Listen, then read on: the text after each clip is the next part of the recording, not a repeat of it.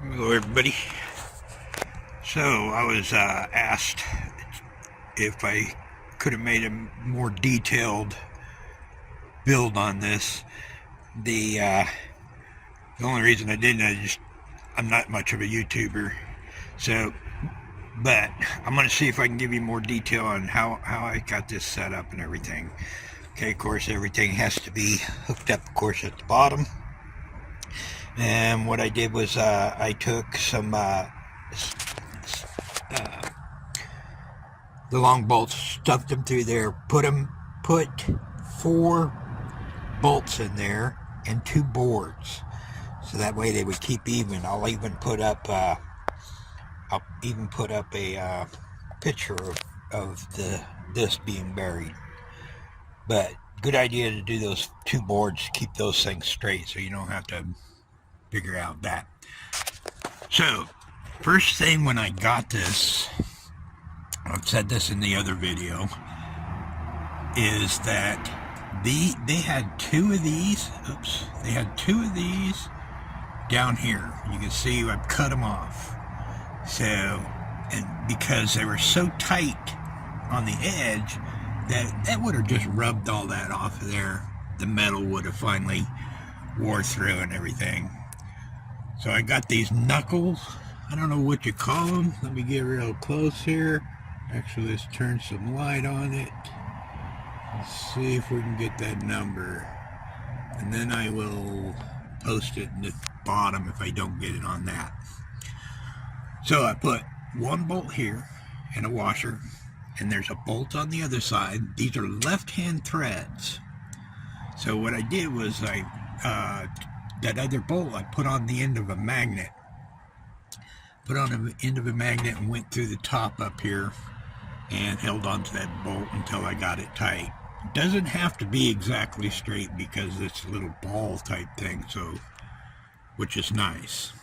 Okay, so when I first got that, yeah, that was the first thing I had to replace and everything. So once I built the thing, got it up, got everything put together, in the wind I was noticing that the center pivot here was wobbling. It would sit there and wobble back and forth, and you could see that it had rubbed over here, I think. Yeah, right in here. It had been rubbing there. So I had a guy put in a bearing and a shaft through this piece up here. A shaft through this piece here, and so that way it was the same size as the pin. So there's no sitting there rocking back and forth and stuff. So you can kind of see a shim in there. Let me see if I can get it up in here. Light. Okay, yeah, you can see that shim back there, brass shim. And it rides on that. And then 2 regular bearings on the outer side that weren't drilled all the way through. This is not solid. This is not solid here. Okay, so there's a gap in there. So these bearings were slid in there, but this wasn't drilled out on this side. And that holds that in, and it holds really well. You can see this thing doesn't like to move much. Okay. All right. Well, and then these panels are so heavy that these bars that came with it, they were not strong enough to hold these up. So I put some angle iron on there. You know, rounded off the end so you don't bump your head, and those worked out pretty good. So the only problem I'm having right now is I need to take some of these angle irons and I need to run them up along here. Okay, all the way up here, and then this whole thing right here. If you sit there and you rock it back and forth when the wind picks up, this will twist back and forth, and this will bow. So I need to put angle iron on there just to stiffen that up. But I believe all this stuff is really just basically like an aluminum or something. It's very thin. It's not so bad here. Let's see if we can get in on this one. Okay, get blurry. Okay. Yeah, so that's that part and everything. Now this I'm going to leave in the description. I'll leave my codes for all this stuff here, and it's basically just to put them all in. It really depends on your location too. You know, if you're further north or further south, it might be a little different, but this would get you started. Okay, if you built one like this, I would keep in mind that this here, right here, is bottomed out. It can't go any lower. We're in summertime right now, so during the winter, this will not go down really far enough to get everything. So yeah, this needs to be down lower, and maybe a longer actuator. Yeah. So it'll stand up more when it goes into flat mode and everything. You know, it works out pretty good. But yeah. Okay then. Trying to think of something else here. Yeah. You might want to get a new one of these if that can hold more weight and everything. This is right on the verge of too heavy for it.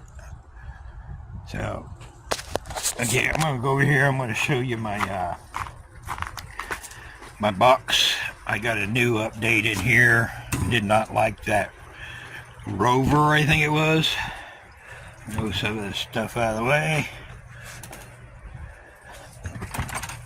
Alright, so we got the Victron Energy.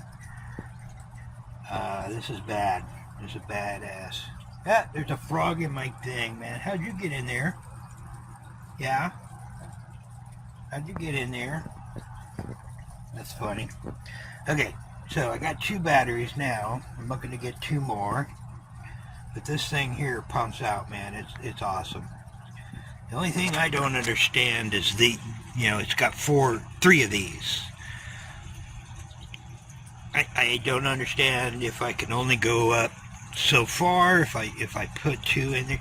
I have a difficult time with understanding the 250 and the 85. Is that all I can put in there? Because those solars, they are what is it, 170 something a piece. I can't remember. Let me go back over here. I sure could use some help if somebody else knows. So where is it? Okay, so yeah, it's 36 volts, 44 in the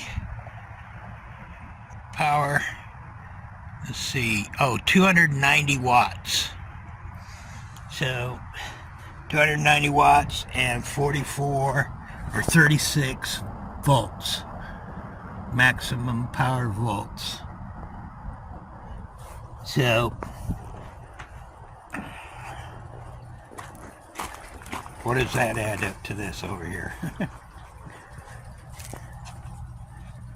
Yeah. So can I add more solar panels to this, or do I have to get something bigger if I wanted to do that? So, well, I hope that helps out for some you guys, how I put all that together and everything. You all have a good day.